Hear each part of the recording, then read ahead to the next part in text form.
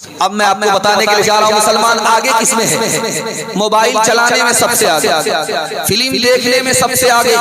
1996 की रिपोर्ट है, George town नाम का प्रोफेसर कहता है कि मोबाइल चलाने वाला जवान जो फिल्म देख करके बिगड़ता है, 49% जवान फिल्म देखने की वजह से हथियार साथ में रखता है। 27% जवान फिल्म देखने की वजह से चोरी डकैती करता है। 21% जवान चोरी डकैती में इतना माहिर है फिल्म देखने की वजह से कि पुलिस को चकमा दे देता है, कानून को भी धोखा दे देता है। मुसलमान किसमें आगे? मोबाइल में आगे। जिसमें पीछे होना चाहिए उसमें आगे। मुसलमान किसमें आगे? जिना में आगे। 40% बच्चे किसी मुल्क में, 80% बच्चे किसी मुल्क में आते हैं दाखिला लेने के लिए स्कूल में, माँ का नाम लिखाते हैं, बाप का नाम नहीं लिखाते। उन बच्चों से पूछा जाता है कि बेटा बाप का नाम लिखाओ, तो हाय चाहे जिंदा रहे चाहे मुर्दा रहे बाप का नाम लिखाओ। वो बच्चे कहते हैं मैं बदनसीब बच्चा हूँ, मुझको बाप ही नहीं है, जिंदा भी नहीं है, मुर्दा भी नहीं है। माँ ने जिना किया, माँ बाप के जिना के नतीजे में मैं पैदा हुआ, बदनसीब बच्चा हूँ, कसूर माँ बाप का था, सजा मुझको मिली कि मेरी माँ तो है बाप नहीं है। जिना में हमारा जवान आगे। कौन सी चीज में आगे? आपको सुन करके हैरत होगी, खून के आंसू रोने पर आप मजबूर हो जाएंगे, कलेजा को आ जाएगा, सुन करके हैरत होगी। तालीम में कितना पैसा खर्च होता है? सिर्फ $6 बिलियन। सेहत पर कितना पैसा खर्च हो रहा? $9 बिलियन। और हमारा जवान सिगरेट के धुएं में कितना पैसा को उड़ाता है? $50 बिलियन। गुटखा में कितना पैसा फूकता है? 12 अरब रुपया। और शराब में कितना पैसा बहाता है? $400 बिलियन।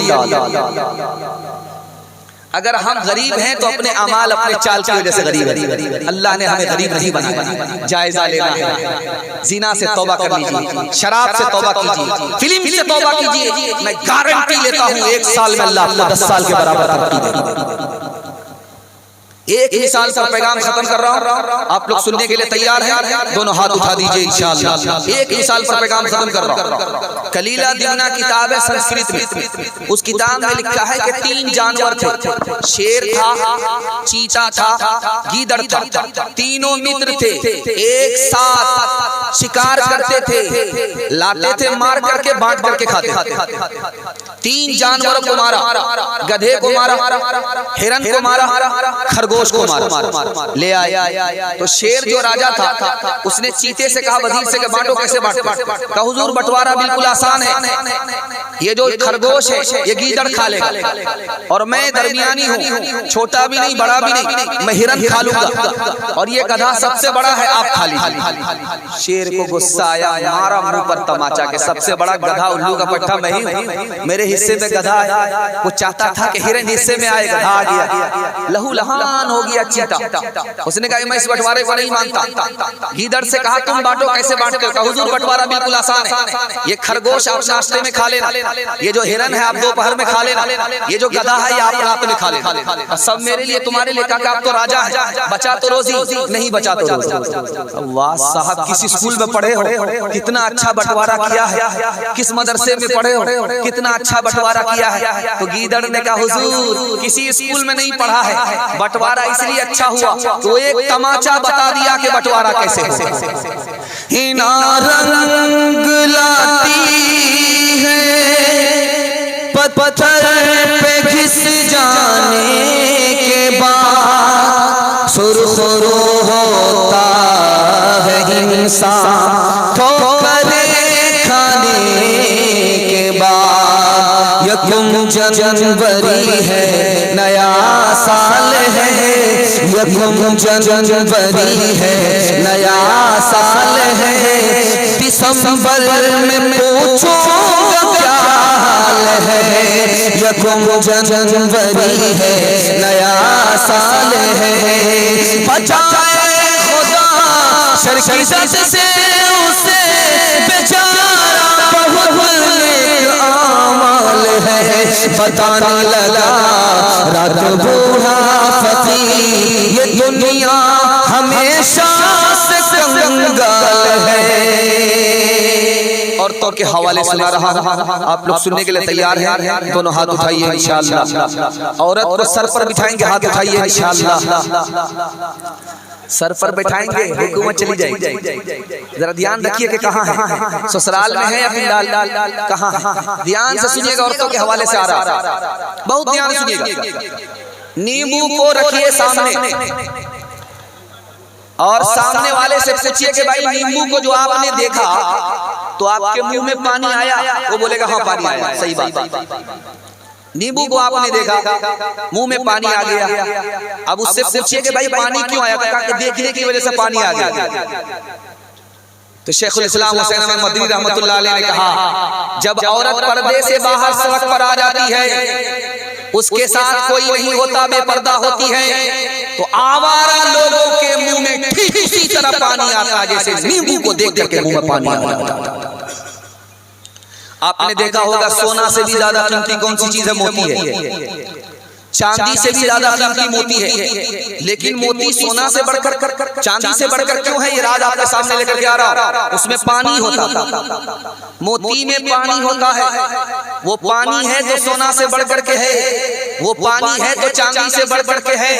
अगर मोती का पानी निकल गया उसकी कोई कीमत नहीं है। औरत के अंदर शर्म और हया है, उससे बढ़कर के कोई दौलत ही नहीं है। शर्म और हया निकल जाए उसकी कोई कीमत नहीं।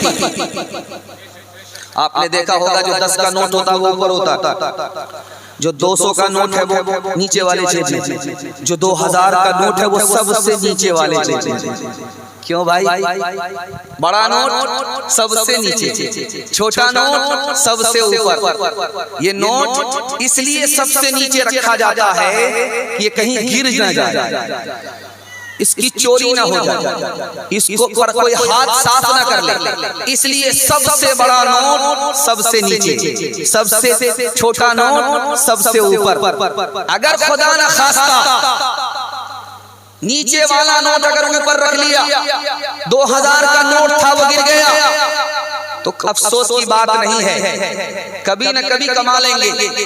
लेकिन अगर औरत की आबरू चली गई, आपने उसको छुपा करके नहीं रखा, तो ये आबरू कभी वापस नहीं आएगा।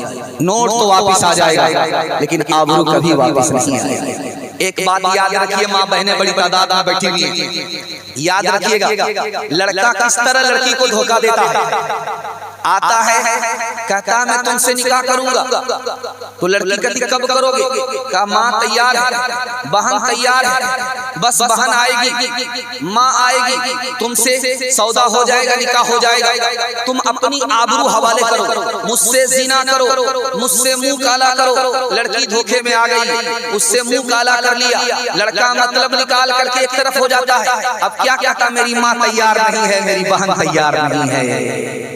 जो चीज निकाह के बाद हवाले करनी चाहिए वो निकाह से पहले हवाले कर दिया। वो लड़का उस लड़की को धोखा देता है, जिंदगी भर कभी निकाह नहीं करता। जानते हैं क्यों निकाह नहीं करता? कि मेरे धोखे में आ गई, मुझको आबरू हवाले कर दिया, मुझसे जिना कर लिया, कोई दूसरा धोखा देगा, उसको आबरू हवाले करेगी, उससे जिना कर लेगी, इसलिए जिंदगी भर धोखा देता रहता है, जिंदगी भर जिना करता रहता है, लेकिन निकाह नहीं करता। एक बात मैं हाथ जोड़ करके आप लोगों से कहता हूं, आप लोगों ने एक निजाम बनाया है कि पहले बड़ा लड़का का निकाह होगा, उसके बाद मंझला लड़का का निकाह होगा, उसके बाद छोटा लड़का का निकाह होगा। ये तरतीब गलत है। जो लड़का बिगड़ रहा है उसका निकाह कर दीजिए, जो लड़की बिगड़ रही है उसका निकाह कर दीजिए। ये मत देखिए कि ये छोटी है, ये मत देखिए कि मंझली है, ये मत देखिए कि ये छोटा है, ये मत देखिए कि ये मंझला है। आप सबसे पहले उसका निकाह करिए। जो लड़का बिगड़ रहा है, जो लड़की बिगड़ रही है, उसका सबसे पहले निकाह करिए। अताउल्लाह शाह बुखारी रहमतुल्लाह अलैह आया, देखा एक जवान लड़की है दस्तरखान लगा रही है, जवान लड़की है मेहमान को खाना खिला रही है, मना कर दिया। ये जवान लड़की गैर महरम के सामने, मेहमान के सामने कैसे आ रही है? कहते छोटी बच्ची है, नाक दबा देंगे अभी दूध निकल आएगा। अताउल्लाह शाह बुखारी रहमतुल्लाह अलैह ने कहा कि अम्मा जल्दी से इसका निकाह कर दो, अगर ये दूध खराब हो गया इसको कुत्ते ही चाटेंगे इंसान। एक मिसाल पर पैगाम खत्म कर रहा हूं, ध्यान से सुनिएगा। ये जो हावड़ा ब्रिज है, ये अंग्रेज के जमाने में 1956 से पहले हावड़ा ब्रिज था, अंग्रेज का बनाया हुआ था। उसी हावड़ा ब्रिज पर एक लड़की बेपर्दा होकर के गुजर रही। माहे तैयबा रिसाला है, उस रिसाले में 1956 में लिखा है, अंग्रेज का दौर था, यह अंग्रेज का बनाया हुआ ब्रिज था। इस ब्रिज पर एक लड़की पास हो रही थी बेपर्दा, उसी के पीछे एक लड़का आ रहा था, उसको छेड़ दिया। उस लड़की ने अदालत में मुकदमा कर दिया उस लड़के के खिलाफ। हाकिम अंग्रेज है, मुल्क आजाद नहीं हुआ है, और दो लड़का लड़की का केस आया है अंग्रेज की अदालत में। उसने लड़के से कहा कि तुमने इस लड़की को क्यों छेड़ा? कहा हुजूर मेरा कसूर नहीं है, चूल्हे की आग वहां से निकल करके पेट्रोल पंप पे आ गई, कसूर आग का है, पेट्रोल पंप का नहीं है, कसूर इस लड़की का है, मेरा नहीं है। उस हाकिम को मानना पड़ा कि लड़की गुनहगार है, लड़का जिम्मेदार नहीं है, इस लड़की को सजा होगी। तो अंग्रेज ने उस वक्त उस लड़की को क्या सजा दिया, आपको सुन करके खुशी होगी और हैरत भी होगी। उसने कहा इस लड़की को सजा मिलती है, ये 1 साल उस पर्दे में रहेगी जिसका कि रसूलुल्लाह ने हुक्म दिया। जिसकी फितरत थी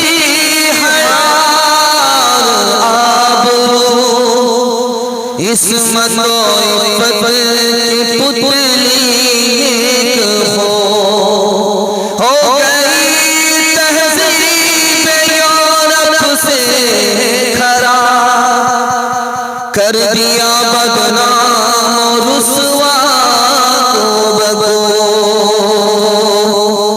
होटल में बैठ बैठ खाती है नाश्ता,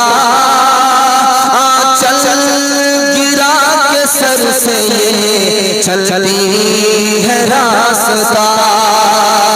होटल में बैठ बैठ खाती है नाश्ता, चल गिरा के सर से ये चलती है रास्ता।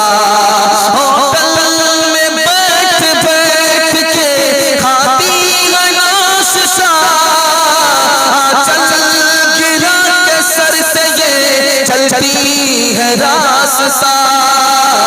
पर्दे की इनको कोई जरूरत नहीं रहे, बेफातिमा सी अब कोई औरत नहीं रहे। दूसरा पैगाम मियां बीवी के हवाले से सुना रहा हूं, सुनने के लिए आप लोग मुकम्मल तैयार हैं? दोनों हाथ उठा दीजिए इंशाअल्लाह, ध्यान से सुनिएगा, जल्दी से निकल जाएगा। दूसरा खूबसूरत पैगाम मैं तो डर भी रहा कि मजमा की हालत बहुत बेजार है, लेकिन मैं खुश हूं कि किसी तरह से ये जलसा मुकम्मल हो जाए। 2-3 पैगाम रह गया है, वहां तक ये मजमा हौसले के साथ जवान रहे। अल्लाह आपके बैठने को हमारे सुनाने को बेहद कबूल फरमाए। ध्यान से सुनिएगा, जल्दी से निकल जाएगा। औरतों के हवाले से सुना रहा हूं, जल्दी